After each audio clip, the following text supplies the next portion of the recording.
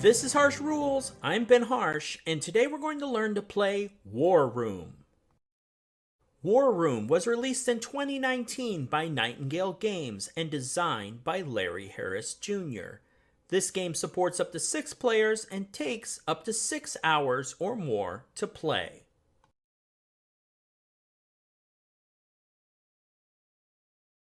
Welcome back to the Harsh Rules breakdown for War Room by Nightingale Games. In this episode, we're going to begin learning the phase sequence. War Room is played over a sequence of 7 phases, as shown by this player aid. In this episode, we will cover Phase 1, Direct National Economy, Phase 2, Strategic Planning, and Phase 3, Movement Operations. We will cover the remaining phases in subsequent episodes. We've got a lot to learn, so let's get started.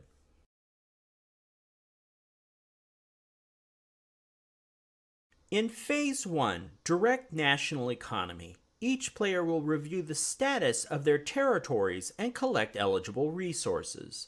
This phase is completed in 2 simple steps. Step 1. Check territory card facing. First, each player references their card holders for red and white striped edges. This signifies that a territory's control is currently contested by enemy forces, or in other words, embattled. Embattled territories provide less resources than full-strength territories.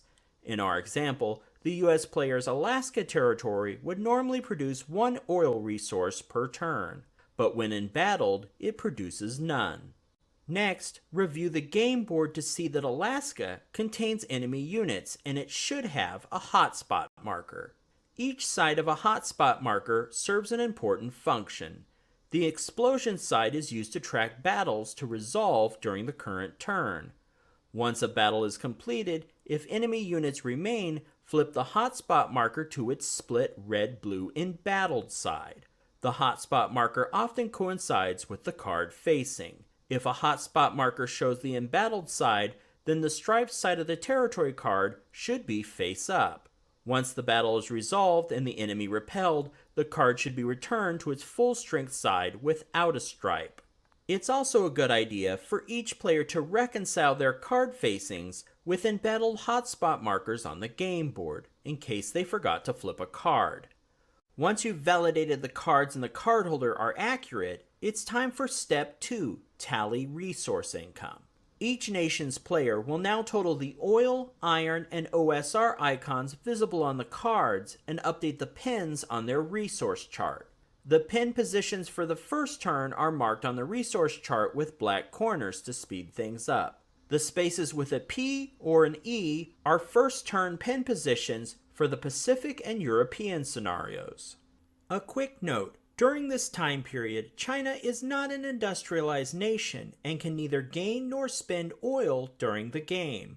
They also may not trade with other countries to gain resources. These and other restrictions limit China's actions compared to major powers. I will point out these limitations as we learn the game. Once all players have updated their resource charts, it's time for Phase 2.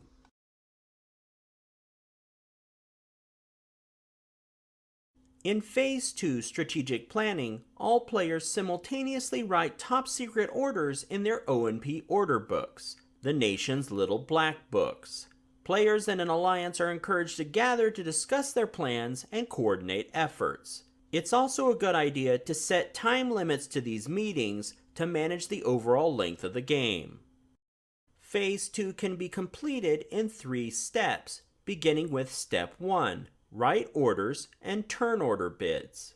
Spaces to write orders can be found in the upper left-hand side of an O&P sheet in a section titled Movement Operations. Each box with an orange arrow in the center represents a single order. Most nations can draft up to 9 orders per turn.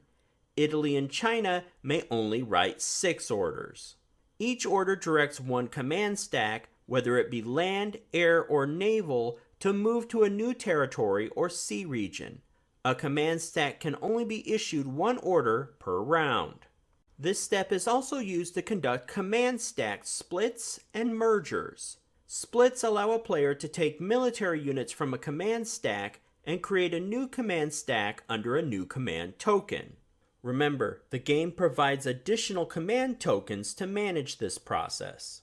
Mergers allow a player to remove a command token and consolidate military units into one command stack. Command stacks must be in the same region to split or merge. Writing orders in code is simple. Note the command ID for the stack above the orange arrow. Then draft the destination region ID below the arrow.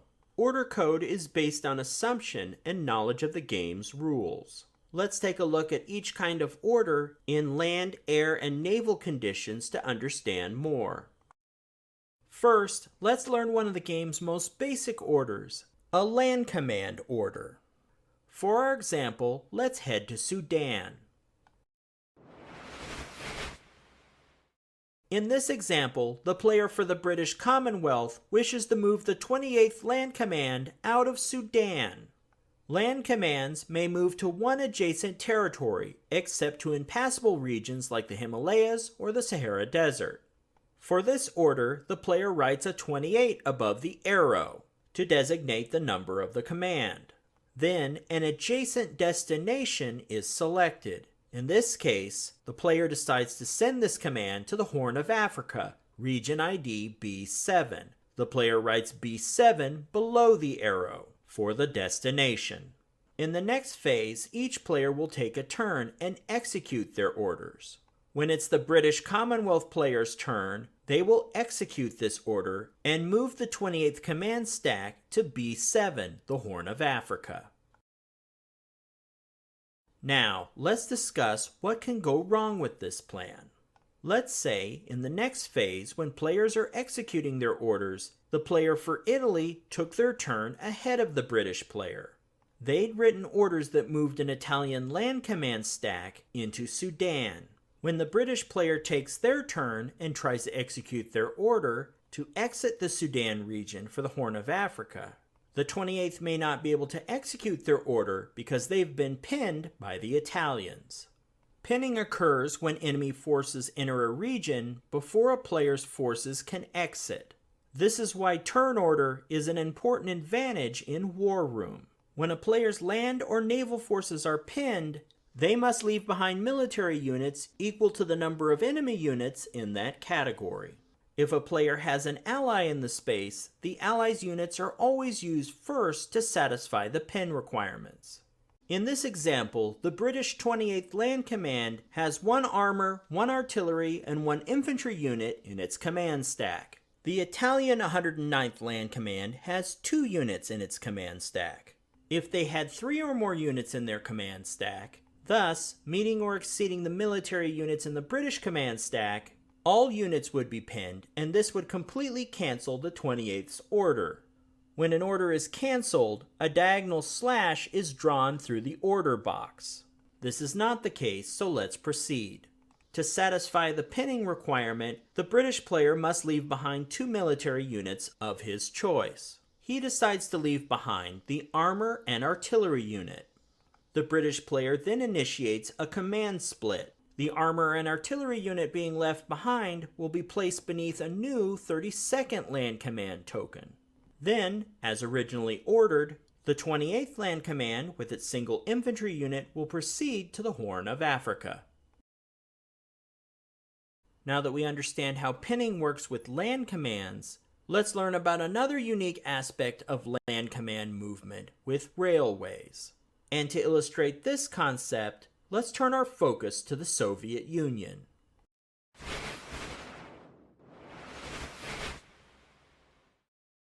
While land commands on their own may only move to an adjacent space, they can greatly increase their range of mobility by using rail lines. If a land command occupies a territory with a rail line, they may move to any territory connected by that rail system. When a player writes the destination into their order, the use of rail to reach it is implied.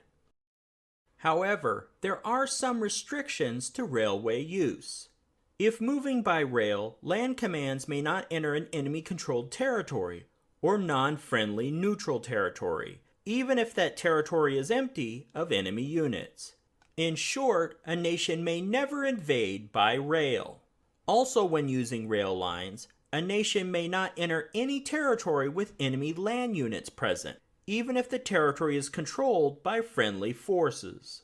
Territories with bomb tokens also prevent rail movement into or out of that territory. If part of the rail route is in a territory controlled by a nation whose homeland status is in the yellow zone for dysfunctional rails and ports, or worse, then all rails controlled by the nation, including rails in captured enemy territories, are not usable by that nation or any ally. The affected nation may still use an ally's rails if that ally's homeland status has not reached the yellow zone or beyond. With those restrictions in mind, the following rule regarding railways is key.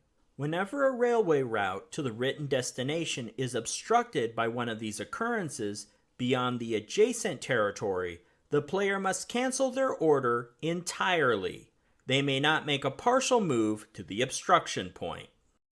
Finally, land commands may exit a friendly territory, but not an enemy territory, by rail per normal pinning rules, as long as they follow all the other railway rules.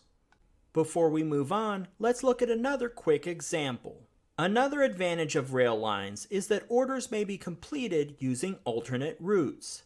For example, let's say the Soviet 28th Land Command by rail to Archangel is blocked by a German land command in Brinsk.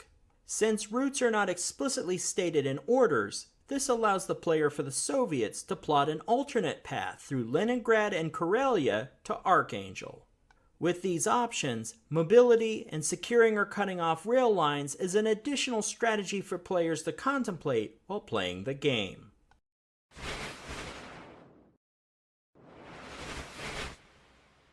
Next, let's talk about how land commands can be ordered across bodies of water. In War Room, when land commands enter a sea zone, they are considered a fleet of troop transports. Each military unit in the stack is treated like an individual transport in the fleet, carrying that military unit as cargo. As transports, land commands can move up to 2 regions, but only if both the first and second move end in a sea region. When going ashore, they can only move to 1 adjacent territory. A quick note regarding China. China may not enter sea regions with land commands. Keep this in mind when playing as this nation. As far as battles are concerned, troop transports are not armed. Their military units are just cargo, and therefore cannot participate in battles at sea. If transports are undefended and enemy units enter their sea region, they will be sunk. As a result, players may want to send a naval command as an escort to protect transports in battle. At the end of a battle, they will be sunk by enemy forces if no friendly air or naval units survive to defend them. In the rare event that both sides' naval and air forces in a sea battle are completely destroyed, then troop transports on both sides survive.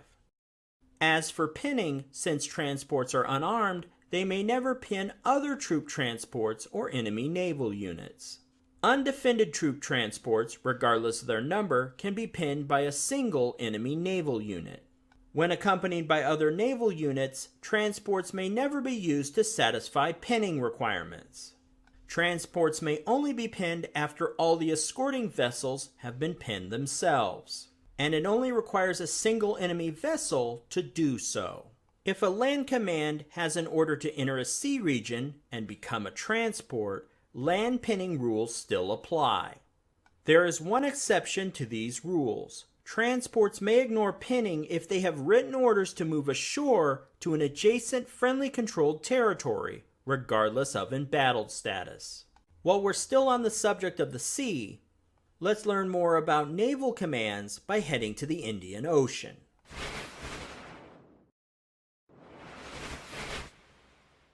Naval commands may move 1 or 2 sea regions. When executing an order, if there are multiple routes to a destination, a player may choose either path. Much like railways with land commands, this gives a player options if part of the route is occupied by enemy naval commands.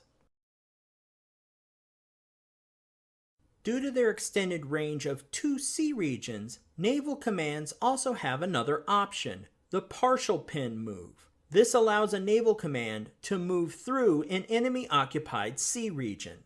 However, to accomplish this, the naval command stack must have more units than the enemy. Let's look at an example. The British 4th Naval Command can move into I-6, which also contains the Japanese 6th Naval Command. This will cause one of the British naval units to be pinned. After performing a command split, the British 4th Naval Command can proceed on to I-4, and the newly formed 5th British Naval Command will deal with the Japanese. Next, let's learn about air commands by heading to Japan.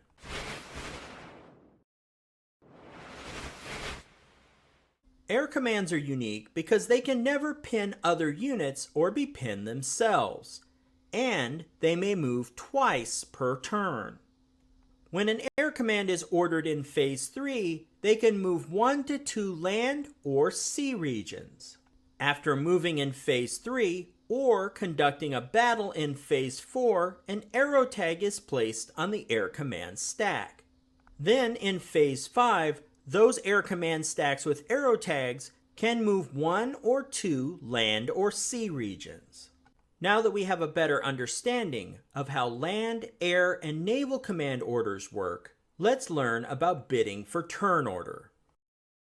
In War Room, turn order is determined by the player who bids the most oil. When writing down orders, a player may also place an oil bid.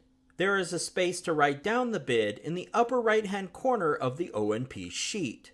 There is no limit to the amount of oil a player may bid except by how much oil the nation currently has. However, China cannot place bids because they cannot own oil. In China's little black book, you'll notice that the space to bid oil is blocked out to help you remember. Now, if a nation does not want to spend oil, they can bid 0. Once all players have written their orders and placed an oil bid for turn order, it's time to proceed to Step 2 and reveal those bids and establish turn order. As you may recall, the turn order track is on the circle at the top of the world. There are 7 spaces on the track, 1 for each playable nation. In this step, each player will announce their bids to the other players.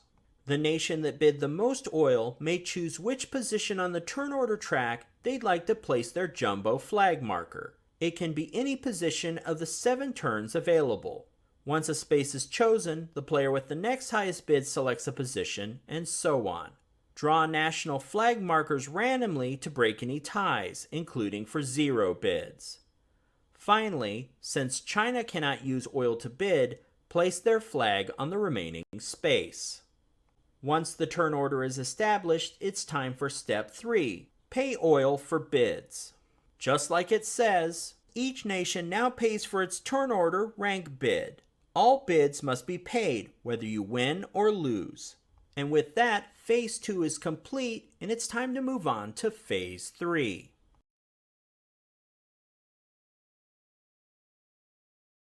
We're now at Phase 3, Movement Operations, and it's time for players to execute the orders they've written in Phase 2. Since we've already covered most of the movement mechanics of this phase, we're going to focus on the administration needed while executing the orders. This phase can be completed in 3 steps. In Step 1, flip Embattled hotspots, find all the current hotspot markers on the globe and flip them over to their active side. More active hotspot markers will be added as players execute their orders. Then it's on to Step 2, resolve movement in turn order.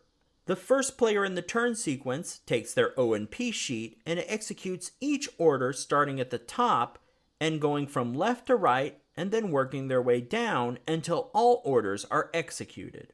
Orders must be executed in this sequence. With each executed order, as command stacks change position on the board, remember to complete the following actions. Place new active hotspot markers when a region becomes contested. The active zones will be resolved in Phase 4, Combat Operations. Please note that this also includes empty territories that are protected by garrisons. Also, potential convoy raids and conflicts arising due to naval production. We will talk about all of these in the next episode. Another task to keep track of is to tag any air commands that change positions on the board. This is a reminder to move air commands again in Phase 5, Refit and Deploy. Now, while executing written orders and watching conflicts develop on the game board, players will no doubt question if they can change their orders or realize they've made a mistake in writing their orders down. So let's discuss how to resolve these problems. This falls under canceling orders and resolving illegal orders. A nation may opt to cancel any of its orders by drawing a diagonal slash through the order box and announcing the cancellation. If an air command order is canceled, remember not to assign an arrow tag unless it participates in combat. Partial cancellations are not allowed. Partial movements are not permitted except as noted. For example, pinning, where command stacks can be split and some remain and some move on to complete their movement order. Also be aware that pinning is not considered optional by either party. And since pinning requirements are fulfilled by allies first, permission is never required from those allies. Now, let's talk about illegal orders. Most illegal orders are just innocent mistakes. For example, a player writes down a movement order that is beyond their command stack's range. Regardless of intention, though, all illegal orders are to be immediately canceled. During this phase, all players may review the active player's written orders for any illegal orders. Another common example is if a single command is given more than one order, only the first order is executed. The second order in the sequence for that command is canceled. It's probably not a bad idea for players on the same side to read each other's orders while drafting them, especially if there are new players that are learning the game. Finally, it's time for Step 3, Carrier Fighter Movement. Each aircraft carrier has a single carrier fighter token that may be launched after all other movements have been made. There are no written orders for these tokens. Carrier fighter token launches can be made in turn order if anybody insists. A carrier fighter token may be placed either in the sea region with its parent carrier or in an adjacent land or sea region. Carrier fighter tokens never pin, nor are they pinned. They can never be added to a naval or air command stack on their own. They are always considered to be part of the aircraft carrier unit. We'll discuss carrier fighter tokens more during combat operations in the next episode. And with that said, this is a good place to stop for this episode. In the next episode of this series, we will continue where we left off with Phase 4 Combat Operations. Before we close out this episode, I'd like to recognize the Harsh Rules Patreon supporters that help make content like this possible. If you'd like to support the channel, head over to patreon.com/harshrules to learn more. And once again, thank you for your support.